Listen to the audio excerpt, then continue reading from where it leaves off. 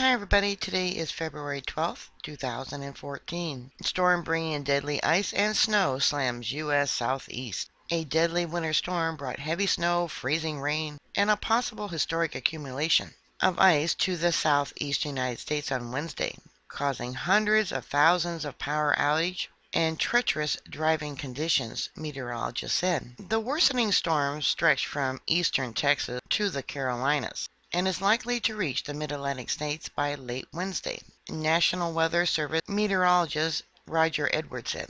Power outages spread rapidly as temperatures dropped. More than 110,000 Georgia power companies were without electricity on Wednesday, with most outages reported in metropolitan Atlanta. Some customers may have to wait up to a week for power to restore, said Georgia Power spokeswoman Amy Fink. I wondered about all these power outages. It's not like this the first time in history that we've gotten these storms. And the time to restore power seems to be lengthening as time goes by. Has our infrastructure become such a state of decay that these winter storms are affecting so many people for such a long period of time? In my opinion, allowing these power outages to remain is a form of control, in a sense, similar to martial law, limiting people's ability to shop, go to work, travel, etc. It does appear that the storm could have an even greater impact than we originally had predicted, she said.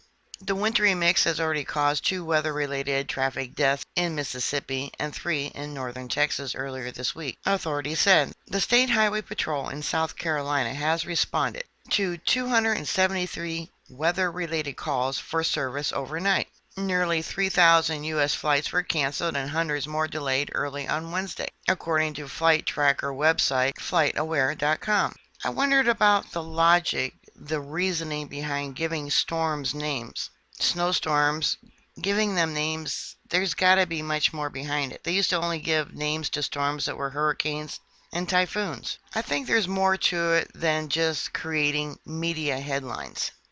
Hartsfield-Jackson International Airport in Atlanta was hardest hit, with more than 800 or 69% of flights canceled. FlightAware.com said Delta Airlines and Air Tran, the 2 dominant carriers there, had the most cancellations as of Wednesday morning.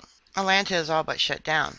None of our approximately 155 departments scheduled for today is operating, said spokesman Brian Hawkins of Southwest Airlines, which operates Air Tran.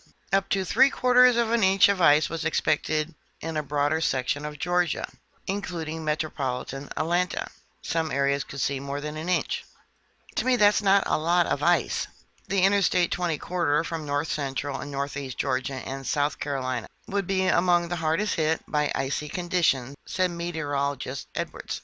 Snowfall totals were expected to be unusually high in the region, with nearly 8 inches forecast for Charlotte, North Carolina, and 9 inches for Spartanburg, South Carolina. Parts of the state, from the mountains to the coast, had already seen heavy snowfall. It's going to be a tough 48 hours, said North Carolina Governor Pat McCrory, noting that toppled trees and downed power lines were likely to create hazardous travel conditions. Edward Clay, 40, who lives in Greer, South Carolina, decided against driving to Asheville, North Carolina for his job as a construction project superintendent, even though snow flurries were just beginning. I could get to Asheville easy, he said. Getting back to South Carolina is the problem. It's going to be an all-around bad day to be on the road. Government officials were quick to make plans to deal with the impact of the storm, following another 2 weeks ago that paralyzed Atlanta area roads and forced more than 11,000 students in Alabama to spend the night at their schools. Hundreds of schools and government offices across the South were closed on Wednesday, and shelters were opened in Georgia and Alabama to help those stranded by the storm. Conditions deteriorated overnight as a swath of the deep South from Alabama through South Carolina was deluged with rain, sleet, and snow, Edwards said. A tractor-trailer carrying milk jackknifed on Interstate 285 around Atlanta early on Wednesday, said State Transportation Department spokeswoman Natalie Dale.